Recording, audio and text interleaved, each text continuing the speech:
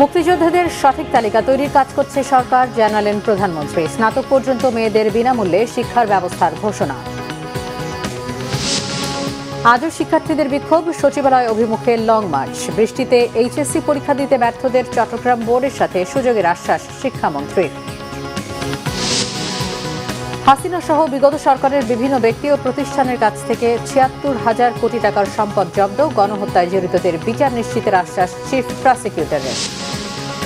দুদিন ধরে বৃষ্টি না হওয়ায় চট্টগ্রাম ও কক্সবাজারে বন্যা পরিস্থিতির উন্নতি। পানি নামার সাথে সাথে ভেসে উঠেছে ক্ষতচিহ্ন। সকল স্তরের কৃষকদের পুনর্বাসনের দাবি। দেখছিলেন সংবাদ শিরোনাম, এবারে বিস্তারিত। সংসদের প্রশ্নোত্তরে প্রধানমন্ত্রী তারেক রহমান জানিয়েছেন, মুক্তিযুদ্ধে শহীদদের তালিকা না করে তখনকার সরকার রাজনীতি করেছে। বর্তমান সরকার বিষয়টি অনুধাবন করে সকল শহীদদের সঠিক তালিকা করে মর্যাদা নিশ্চিত করবে।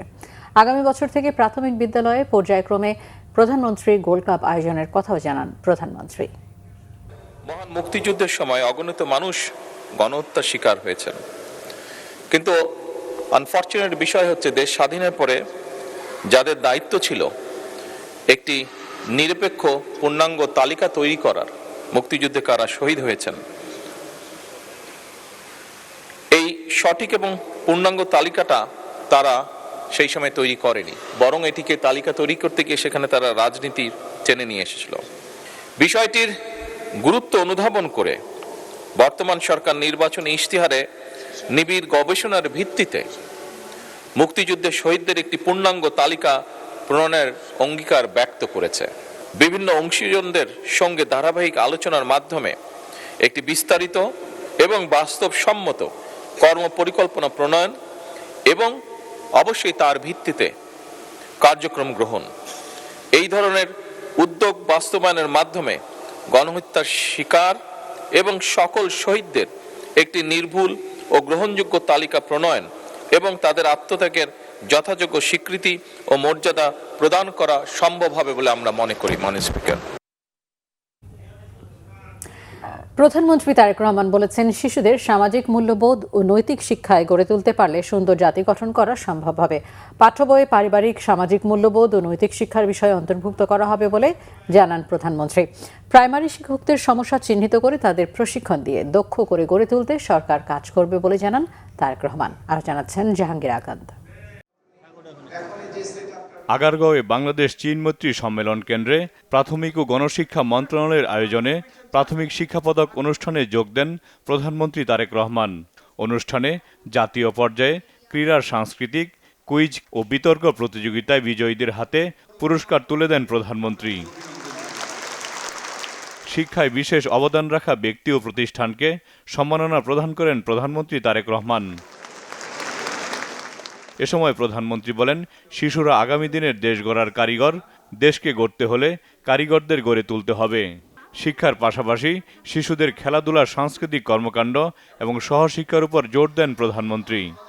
আমরা বাংলাদেশকে একটা সুন্দর দেশ গড়তে যে কারিগরদের লাগে, সেই কারিগরদেরকে আমরা গড়ে তুলছি আস্তে আস্তে। আমরা সিদ্ধান্ত নিয়েছি সরকার থেকে যে আমরা পর্যায়ক্রমিকভাবে বাংলাদেশের প্রাইমারি স্কুলের ক্লাস 1 থেকে ক্লাস 5 পর্যন্ত সকল বাচ্চাকে আমরা নতুন স্কুল ড্রেস দেবো ইনশাআল্লাহ। মিড ডে যে মিলটি আছে প্রোগ্রামের, আবহাওয়াগত কারণে বিভিন্ন কারণে এটার কোয়ালিটিটা মেনটেন করা সম্ভব হয় না, হয়ে ওঠে না। আমরা আশা করছি দ্রুতই এ ব্যাপারে আমরা একটা সমাধান বের করতে পারবো এবং বাচ্চারা যাতে ভালো খাবার খেতে পারে, যেটা তাদের জন্য পুষ্টিকর হিসেবে কাজ করবে, যেটাতে তারা এনার্জি পাবে, যেটাতে তারা শার্প পাবে তাদের মেমোরি, সেগুলোতে আমরা কাজ করছি। আমরা সিদ্ধান্ত গ্রহণ করেছি মেয়েদের পড়ালেখার সুযোগ আরও বিস্তৃত করার জন্য আমরা অনার্স পর্যন্ত মেয়েদের শিক্ষা ব্যবস্থা ইনশাল্লাহ ফ্রি করার সিদ্ধান্ত নিয়েছি। এবং শুধু একই সাথে নয়, প্রাইমারিতে যেরকম আমরা স্টাইপেন্ড দিচ্ছি, একইভাবে আমরা উচ্চশিক্ষার জন্য যারা ভালো রেজাল্ট করবে সেই সকল মেয়েদেরকে আমরা স্কলারশিপ ইনশাল্লাহ দিব। শিশুদের সামাজিক মূল্যবোধ ও নৈতিক শিক্ষার উপর জোর দেন প্রধানমন্ত্রী তারেক রহমান। আমরা যদি আমাদের ভবিষ্যৎকে সুন্দরভাবে গড়ে তুলতে চাই, আমরা সকলে মিলে যদি সচেষ্ট হই, বিশেষ করে প্রাইমারি স্কুলের শিক্ষক যারা আছেন তারা যদি এগিয়ে আসেন, তাহলে এই বাচ্চাদের মনে আমরা ভ্যালুস বা এথিক্স যেগুলো আছে সেগুলো আমরা তাদের মনের মধ্যে দিতে পারি, তাদেরকে সেই শিক্ষা সেই জ্ঞানটি আমরা দিতে পারি। এবং আমি মনে করি ব্যক্তিগতভাবে একটি জাতির জীবনে যদি এথিক্স এবং ভ্যালুস শিক্ষা থাকে, তাহলেই আমরা একটি শক্তিশালী সুন্দর ডিসিপ্লিন একটি জাতি হিসাবে আমরা গড়ে তুলতে পারবো ধীরে ধীরে নিজেদেরকে। আমরা আগামী দিনে সিলেবাসগুলোর মধ্যে পারিবারিক ভ্যালুস বলেন, সামাজিক ভ্যালুস বলেন, ধর্মীয় ভ্যালুস বলেন, এইগুলোকে আমরা ইনক্লুড করতে চাই। প্রধানমন্ত্রী বলেন 5 বছরে 25 কোটি বৃক্ষরোপণ করা হবে। প্রতি বছর একটি করে বৃক্ষরোপণ করতে প্রাইমারি শিক্ষার্থীদের প্রতি আহ্বান জানান প্রধানমন্ত্রী। ছোট বন্ধুরা, তোমাদের যে সকল বন্ধুরা আসতে পারে নাই, তোমাদের সহপাঠীরা যারা আসতে পারেনি, সকলের কাছে আমার একটা মেসেজ পৌঁছে দিতে হবে। মেসেজটা হচ্ছে, এখন থেকে যখন বর্ষা আসবে, আব্বু আম্মুকে বলে রাখবে, টিচারকে বলে রাখবে যে যখন বর্ষার সিজন আসবে, প্রত্যেক বর্ষার সিজনে যতদিন পর্যন্ত তুমি বড় না হচ্ছ, তোমার বয়স যতদিন পর্যন্ত 20 বছর না হচ্ছে, প্রত্যেক বছর একটা করে গাছ লাগাতে হবে। পারবে? হ্যাঁ, তুমি গাছটা রোপণ করবে, গাছটাও বড় হবে, তুমিও বড় হবে, গাছটাও বড় হবে, তুমিও বড় হবে। তখন দেখবে তোমার যেরকম বন্ধু আছে, গাছটাও তোমার মতন বন্ধু হবে।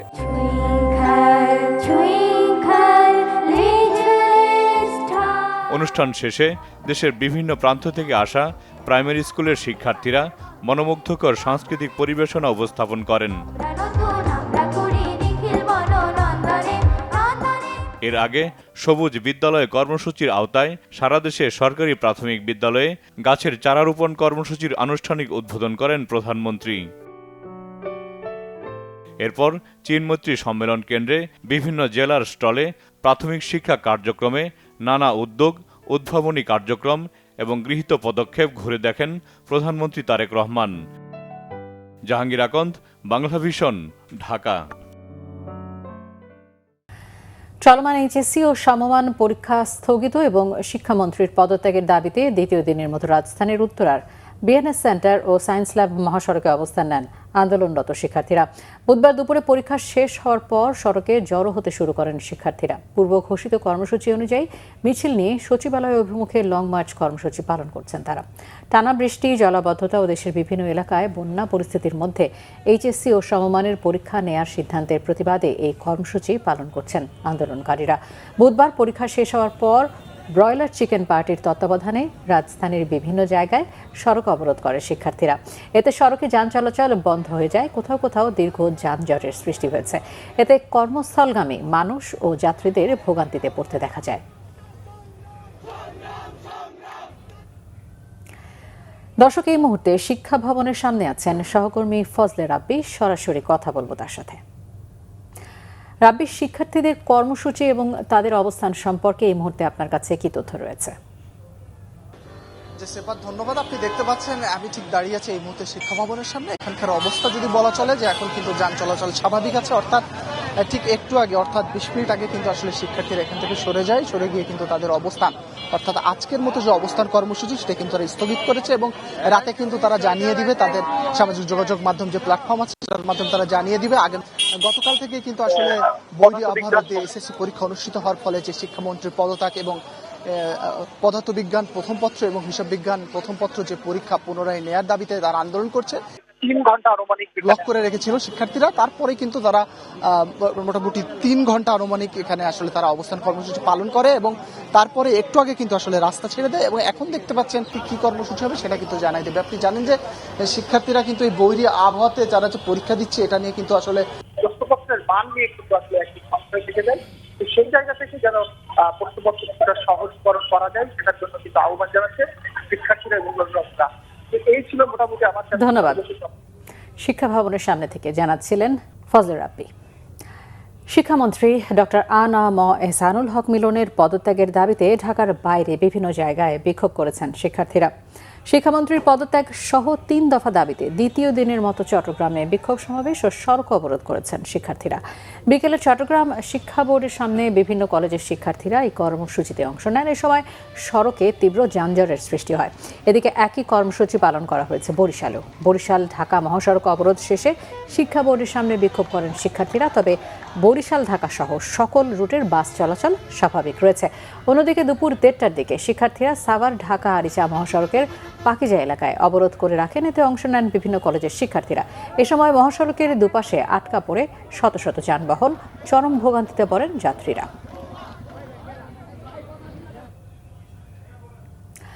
দুর্যোগের কারণে যারা পরীক্ষা দিতে পারেননি তারা চাইলে চট্টগ্রাম বোর্ডের সাথে অভিন্ন প্রশ্নে একই সাথে পরীক্ষা দেওয়ার সুযোগ পাবেন। সংসদে এমন তথ্য জানিয়েছেন শিক্ষামন্ত্রী আনাম এহসানুল হক মিলন। একই সাথে পদার্থবিজ্ঞানের ভুল দুটি প্রশ্নের ক্ষেত্রে পুরো নম্বর দেওয়া হবে শিক্ষার্থীদের। প্রতিকূল আবহাওয়া কিংবা সংশ্লিষ্ট অনিবার্য কারণে যারা চলমান এইচএসসি ও সমমান পরীক্ষা 2026 এর কোনো বিষয়ে অংশগ্রহণ করতে পারেনি, তারা চট্টগ্রাম শিক্ষা বোর্ডের ইতিমধ্যে স্থগিত হওয়া সংশ্লিষ্ট বিষয়ে অভিন্ন প্রশ্নপত্রে শিক্ষা মন্ত্রণালয় কর্তৃক নির্ধারিত একই তারিখে ওই সময়ে পরীক্ষা অংশগ্রহণ করতে পারবেন।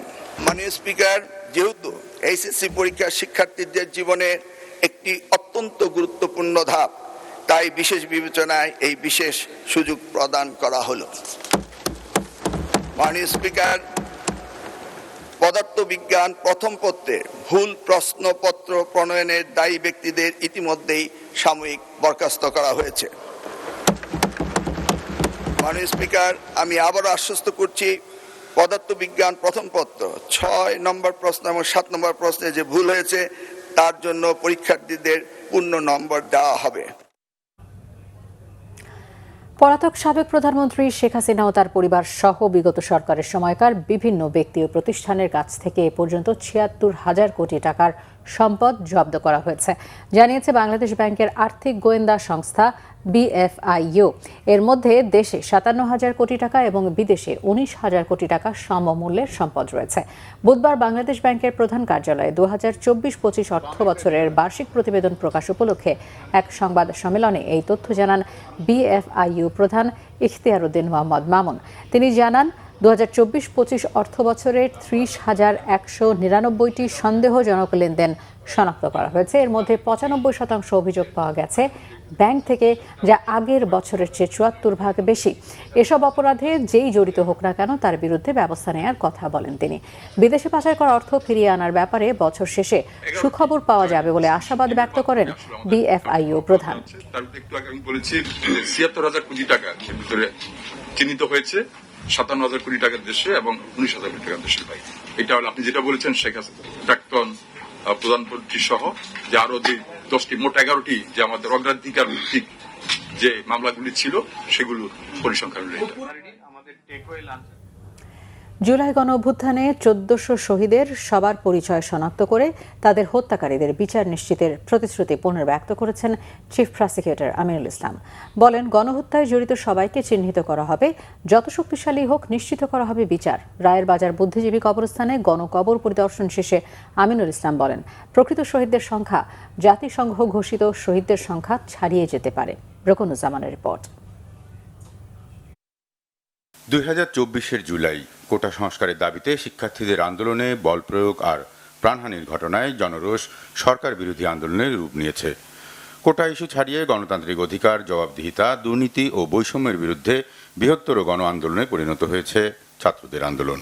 এতে বিভিন্ন শ্রেণী পেশার মানুষ যুক্ত হলে শেষ পর্যন্ত সমাপ্তি ঘটে শেখ হাসিনার দীর্ঘ রেজিমের। ২০২৪ সালের জুলাইয়ের গণ অভ্যুত্থানে প্রাণ হারানো বহু শহীদের গণকবর দেওয়া হয়েছে রায়ের বাজার বুদ্ধিজীবী কবরস্থানে। জুলাই মাসে জুলাই শহীদদের প্রতি শ্রদ্ধা নিবেদনে এবং তদন্তের অংশ হিসেবে বুধবার শহীদদের গণকবর পরিদর্শন করেন আন্তর্জাতিক অপরাধ ট্রাইব্যুনালের চিফ প্রসিকিউটর আমিনুল ইসলাম। এ সময় চলমান বিচার শেষ করার অঙ্গীকার পুনর্ব্যক্ত করেন তিনি। ইতিমধ্যে ৮৩৪ জনের মতো আমাদের যারা শহীদ হয়েছিল তাদেরকে আমরা শনাক্ত করতে পেরেছি, তাদের গেজেটভুক্ত হয়েছে এবং প্রত্যেকটি গণকবরে আমাদের যে ডিএনএর মাধ্যমে আমাদের সেই শহীদদের লাশ শনাক্তকরণের জন্যে আমাদের ইনভেস্টিগেশনের পক্ষ থেকে আমরা সেইভাবে কাজ করেছি। অনেকে ডিএনএ টেস্টের মাধ্যমে আমরা কিছু কিছু রিপোর্ট আমরা পেয়েছি, আরও আমাদের তদন্ত অব্যাহত আছে। আন্দোলনের সময় হত্যাকাণ্ডের প্রতিটি ঘটনায় জড়িতদের শনাক্ত করে বিচার নিশ্চিতের কথা জানান চিফ প্রসিকিউটর। জানান, প্রকৃত শহীদের সংখ্যা জাতিসংঘের রিপোর্টের সংখ্যাকেও ছাড়িয়ে যেতে পারে। এই গণহত্যার সাথে যারা জড়িত, রাষ্ট্রের যত বড় ব্যক্তি হোক, রাষ্ট্রযন্ত্র যারাই জড়িত থাকুক এবং যারা এই এর মধ্যে তারা যদি মনে করে থাকেন যে তারা পার পেয়ে গেছেন, তারা বোকার স্বর্গে বাস করছেন, আমরা আমাদের ইনভেস্টিগেশন, আমাদের প্রসিকিউশন টিম এই প্রত্যেকটির বিচার ইনশাআল্লাহ আমরা বাংলার মাটিতে নিশ্চিত করব। জাতিসংঘের রিপোর্ট অনুযায়ী 2024 সালের গণঅভ্যুত্থানে 1400 জন নিহত এবং প্রায় 25,000 জন আহত হয়েছিল। রুকুনুজ্জামান, বাংলা ভিশন, ঢাকা। গত 2 দিন ধরে বৃষ্টি না হওয়ায় চট্টগ্রামের সাতকানিয়া ও বাঁশখালী সহ বিভিন্ন উপজেলায় বন্যা পরিস্থিতির বেশি উন্নতি হয়েছে। তবে পানি নামার সাথে সাথে ভেসে উঠেছে ক্ষতচিহ্ন। ক্ষতিগ্রস্ত হয়েছে কালভার্ট, কৃষিজমি, মাছের ঘের, পুকুর, শিক্ষা প্রতিষ্ঠান সহ হাজারো বসতঘর। সীতাকুণ্ডে ঢাকা চট্টগ্রাম মহাসড়কের 37 কিলোমিটারের বিভিন্ন স্থানে অসংখ্য ছোট বড় গর্ত ও খানাখন্দের সৃষ্টি হয়েছে। সাতকানিয়ার প্রশাসন, স্থানীয় সরকার, কৃষি সম্প্রসারণ অধিদপ্তর ও মৎস্য বিভাগের প্রাথমিক তথ্য অনুযায়ী উপজেলার সবচেয়ে বেশি ক্ষতি হয়েছে বেশ কয়েকটি ইউনিয়নের নিম্নাঞ্চল। তবে পূর্ণাঙ্গ ক্ষয়ক্ষতির হিসেব পেতে অন্তত আরও 15 দিন লাগবে বলে জানিয়েছে উপজেলা প্রশাসন। এদিকে উত্তর পশ্চিম বঙ্গোপসাগর ও তৎসংলগ্ন উত্তর উড়িষ্যা পশ্চিমবঙ্গ উপকূলীয় এলাকায় আবারও লঘুচাপ তৈরি হয়েছে। এতে চট্টগ্রাম, কক্সবাজার, মংলা ও পায়রা সমুদ্র বন্দরকে 3 নম্বর স্থানীয় সতর্ক সংকেত দেখাতে বলা হয়েছে।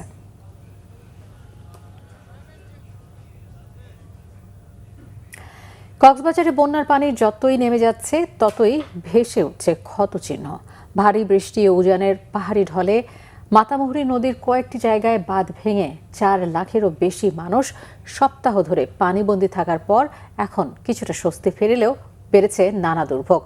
অনেকে হারিয়েছে সহায় সম্পদ, গবাদি পশু, ক্ষেত খামার, ঘরে পানি ঢুকে নষ্ট হয়েছে রক্ষিত ধান চাল। এই অবস্থায় দিশেহারা হয়ে পড়েছে ক্ষতিগ্রস্ত মানুষ। মোহাম্মদ ইউনুসের ভিডিও ছবিতে মোর্শেদুর রহমান খোকনের বিশেষ প্রতিবেদন। চলতি মাসের শুরুতে টানা ভারী বৃষ্টিতে পাহাড়ি ঢলের তীব্রতা বেড়ে গিয়ে মাতামুহুরী নদীর একাধিক জায়গায় বেড়িবাঁধ ভেঙে যায়। এতে ডুবতে থাকে গ্রামের পর গ্রাম। চকরিয়া, পেকুয়া ও মাতামুহুরী উপজেলার 15টি ইউনিয়নের 4 লাখের বেশি মানুষ পানিবন্দী হয়ে পড়ে। পানিবন্দী লাখো মানুষ সপ্তাহ ধরে যেন মহাদুর্যোগ পার করেছে স্বরাষ্ট্রমন্ত্রী সালাউদ্দিন আহমেদের নির্বাচনী এলাকায়।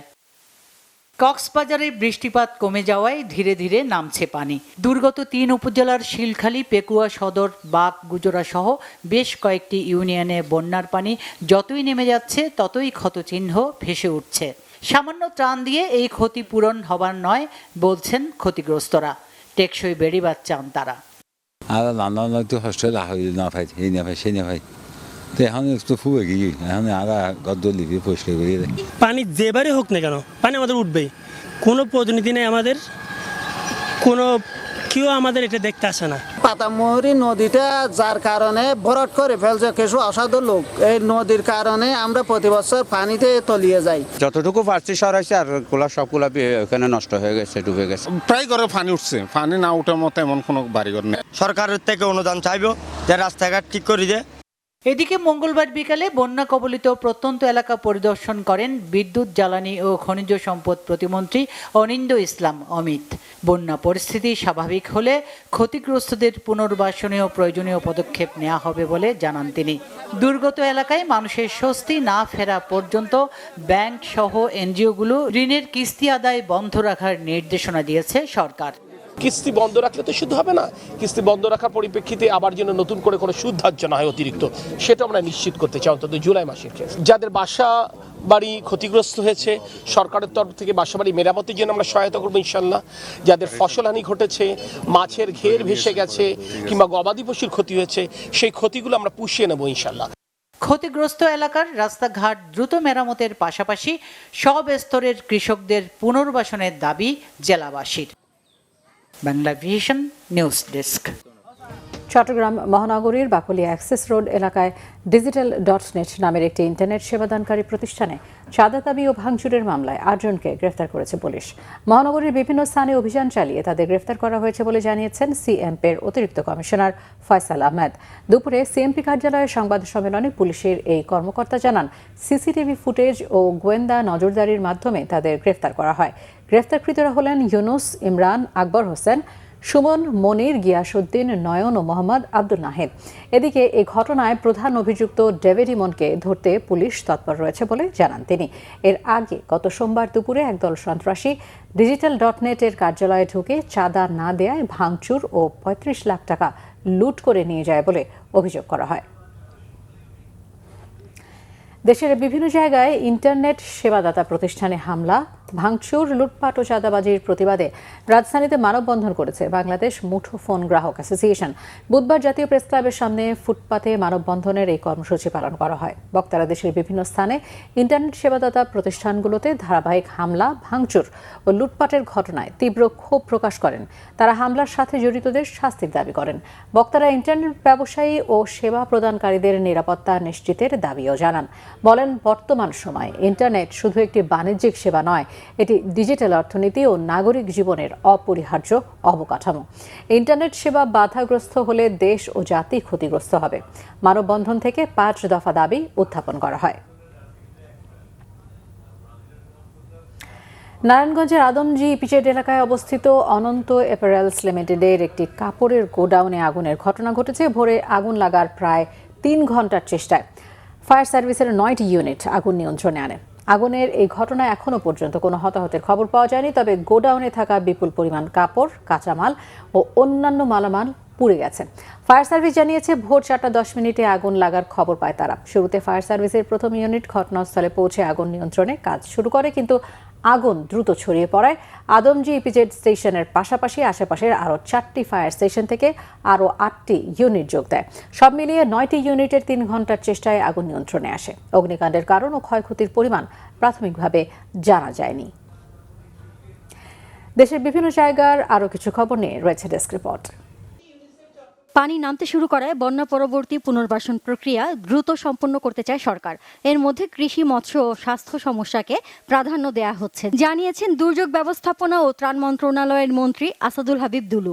চট্টগ্রাম সার্কিট হাউসে চট্টগ্রামে অতিবৃষ্টি ও বন্যা পরিস্থিতি নিয়ে প্রশাসনের উচ্চপদস্থ কর্মকর্তা, জনপ্রতিনিধি ও বিভিন্ন সংস্থার প্রতিনিধিদের সাথে এক মতবিনিময় সভা করেন। পরে সাংবাদিকদের সাথে কথা বলেন মন্ত্রী। বান্দরবানে সাম্প্রতিক বন্যায় ক্ষতিগ্রস্তদের সর্বাত্মক সহযোগিতার আশ্বাস দিয়েছেন বিদ্যুৎ, জ্বালানি ও খনিজ সম্পদ প্রতিমন্ত্রী অনিন্দ্য ইসলাম অমিত। বালাঘাটার আমবাগান এলাকায় ত্রাণ বিতরণ অনুষ্ঠানে প্রধান অতিথির বক্তব্যে তিনি বলেন, যাদের বাড়িঘর ভেঙে গেছে সরকারি উদ্যোগে সেগুলো মেরামত ও নির্মাণ করে দেয়া সহ কৃষি ও মৎস্য চাষে ক্ষতিগ্রস্তদের ক্ষতি পুষিয়ে দেয়া হবে। মৌলভীবাজার রাজনগরের কামারচাক এলাকায় বন্যা কবলিতদের মাঝে ত্রাণ বিতরণ ও চিকিৎসা সহায়তা দিয়েছে বাংলাদেশ বিমান বাহিনী। মৌলভীবাজার র্যাডার ইউনিটের অধিনায়ক গ্রুপ ক্যাপ্টেন চৌধুরী আল্লাহ আল আমিনের নেতৃত্বে বাংলাদেশ বিমান বাহিনী মহিলা কল্যাণ সমিতি বাফোয়া বন্যার্ত 150 পরিবারের মাঝে ত্রাণ সামগ্রী ও বিনামূল্যে 300 জনকে চিকিৎসা সহায়তা দেয়া হয়। উপস্থিত ছিলেন ফ্লাইট লেফটেন্যান্ট ফাতেমা আক্তার লিমা সহ অন্যরা। খুলনা পানি সরবরাহ পয়ঃনিষ্কাশন কর্তৃপক্ষ বা খুলনা ওয়াসার নবনিযুক্ত চেয়ারম্যান হিসেবে আনুষ্ঠানিকভাবে দায়িত্ব গ্রহণ করেছেন কেসিসির সাবেক মেয়র এবং বীর মুক্তিযোদ্ধা মোহাম্মদ মনিরুজ্জামান মনি। ওয়াসা ভবনে আজ তিনি দায়িত্ব নেন। এ সময় মহানগরীর পানি সরবরাহ ব্যবস্থার আধুনিকায়ন এবং চলমান পয়ঃনিষ্কাশন প্রকল্পগুলো দ্রুত বাস্তবায়নে সবার সহযোগিতা চান তিনি। নোয়াখালী সাংবাদিক ইউনিয়নের উদ্যোগে জেলার উন্নয়ন, সমৃদ্ধি ও সম্ভাবনা শীর্ষক গোলটেবিল বৈঠক অনুষ্ঠিত হয়েছে স্থানীয় প্রেস ক্লাবে। ইউনিয়নের সভাপতি আব্দুল মোতালেব আপেলের সভাপতিত্বে এতে প্রধান অতিথি ছিলেন নোয়াখালী বিজ্ঞান ও প্রযুক্তি বিশ্ববিদ্যালয়ের উপাচার্য অধ্যাপক ডক্টর গোলাম রব্বানী। চট্টগ্রামের নবগঠিত উপজেলা ফটিকছড়ি উত্তর উপজেলার সদর দপ্তর সবার জন্য সুবিধাজনক স্থানে স্থাপনের দাবিতে বৃহস্পতিবার উপজেলায় সকাল সন্ধ্যা হরতালের ডাক দিয়েছে ফটিকছড়ি উত্তর উপজেলা বাস্তবায়ন সমন্বয় পরিষদ নামের একটি সংগঠন। উপজেলার হেয়াকো বাজারে সংবাদ সম্মেলন করে এই কর্মসূচির ডাক দেয় সংগঠনটি। দিনাজপুরের হিলিতে দলের গতিশীলতা বাড়াতে পৌর বিএনপির উদ্যোগে এক মতবিনিময় সভা অনুষ্ঠিত হয়েছে। হিলি স্থলবন্দর আমদানি রপ্তানি গ্রুপ অফিসে পৌর বিএনপির সভাপতি মোতালেব হোসেন নিঠুর সভাপতিত্বে এতে পৌর ইউনিটের নেতাকর্মীরা বক্তব্য রাখেন। খুলনা মহানগরীর জাতিসংঘ পার্ক এলাকায় এসএটিভির জেলা প্রতিনিধি ও মেট্রোপলিটন সাংবাদিক ইউনিয়নের কোষাধ্যক্ষ রকিবুল ইসলাম মতিকে লক্ষ্য করে দুর্বৃত্তদের গুলিবর্ষণের প্রতিবাদে মানববন্ধন ও প্রতিবাদ সমাবেশ করেছেন স্থানীয় সাংবাদিকরা। প্রেস ক্লাবের সামনে দুপুরে কর্মসূচি পালন করেন তারা। কিশোরগঞ্জে অনগ্রসর জনগোষ্ঠীর জীবনমান উন্নয়ন কর্মসূচির আওতায় 15 দিনব্যাপী মৌলিক দক্ষতা উন্নয়ন প্রশিক্ষণ কোর্সের সমাপনী অনুষ্ঠান হয়েছে। জেলা প্রশাসকের কার্যালয়ের সম্মেলন কক্ষে এতে প্রধান অতিথি ছিলেন জেলা প্রশাসক সোহানা নাসরিন। পটুয়াখালীতে পালিত হয়েছে বৃক্ষরোপণ অভিযান ও বৃক্ষমেলা 2026। জেলা প্রশাসন ও উপকূলীয় বন বিভাগের যৌথ উদ্যোগে স্থানীয় সার্কিট হাউস থেকে একটি বর্ণাঢ্য র্যালি বের হয়ে শহরের বিভিন্ন সড়ক ঘুরে শহীদ মিনার চত্বরে গিয়ে শেষ হয়। পরে সেখানে আলোচনা সভা হয়। প্রধান অতিথি ছিলেন জেলা প্রশাসক ডক্টর মোহাম্মদ শহীদ হোসেন চৌধুরী। গাইবান্ধা শহরের ইসলামিয়া উচ্চ বালক বিদ্যালয় মাঠে জেলা ছাত্র দলের আয়োজনে জেলার 81টি ইউনিয়নের বিভিন্ন শিক্ষা প্রতিষ্ঠানে একযোগে বৃক্ষরোপণ ও ক্রীড়া সামগ্রী বিতরণের উদ্বোধন করা হয়। প্রধান অতিথি ছিলেন জেলা বিএনপির সভাপতি ও জেলা পরিষদ চেয়ারম্যান ডাক্তার মইনুল হাসান সাদিক। উদ্বোধক হিসেবে উপস্থিত ছিলেন জেলা বিএনপির সাধারণ সম্পাদক মাহমুদুর নবী টিটুল। সাতক্ষীরা শহরের সিলভার জুবলি মডেল সরকারি প্রাথমিক বিদ্যালয় প্রাঙ্গণে বৃক্ষরোপণ কর্মসূচির উদ্বোধন করা হয়েছে। এর উদ্বোধন করেন প্রধান অতিথি অতিরিক্ত জেলা প্রশাসক রিপন বিশ্বাস। 3 গুণ বেতন ভাতা বৃদ্ধি সহ 2 দফা দাবিতে ঝালকাঠিতে মানববন্ধন করেছেন ডাক বিভাগের কর্মচারীরা। প্রধান ডাকঘরের সামনে বাংলাদেশ ডাক কর্মচারী ইউনিয়নের উদ্যোগে কর্মসূচিতে জেলার 14টি ডাকঘরের 169 জন কর্মচারী অংশ নেন। Naznin Akter, Bangla vision news desk. সংবাদ শেষ করব শিরোনামগুলো আরো একবার জানিয়ে। মুক্তিযোদ্ধাদের সঠিক তালিকা তৈরির কাজ করছে সরকার, জানালেন প্রধানমন্ত্রী। স্নাতক পর্যন্ত মেয়েদের বিনামূল্যে শিক্ষার ব্যবস্থার ঘোষণা। আজও শিক্ষার্থীদের বিক্ষোভ, সচিবালয় অভিমুখে লং মার্চ। বৃষ্টিতে এইচএসসি পরীক্ষা দিতে ব্যর্থদের চট্টগ্রাম বোর্ডের সাথে সুযোগের আশ্বাস শিক্ষামন্ত্রী। হাসিনা সহ বিগত সরকারের বিভিন্ন ব্যক্তি ও প্রতিষ্ঠানের কাছ থেকে ৭৬,০০০ কোটি টাকার সম্পদ জব্দ। গণহত্যায় জড়িতদের বিচার নিশ্চিতের আশ্বাস চিফ প্রসিকিউটরের। 2 দিন ধরে বৃষ্টি না হওয়ায় চট্টগ্রাম ও কক্সবাজারে বন্যা পরিস্থিতির উন্নতি। পানি নামার সাথে সাথে ভেসে উঠেছে ক্ষতচিহ্ন। সকল স্তরের কৃষকদের পুনর্বাসনের দাবি। এই ছিল এখনকার মতো। পরের সংবাদ সন্ধ্যা 7:30টায় দেখার আমন্ত্রণ রইল। ধন্যবাদ।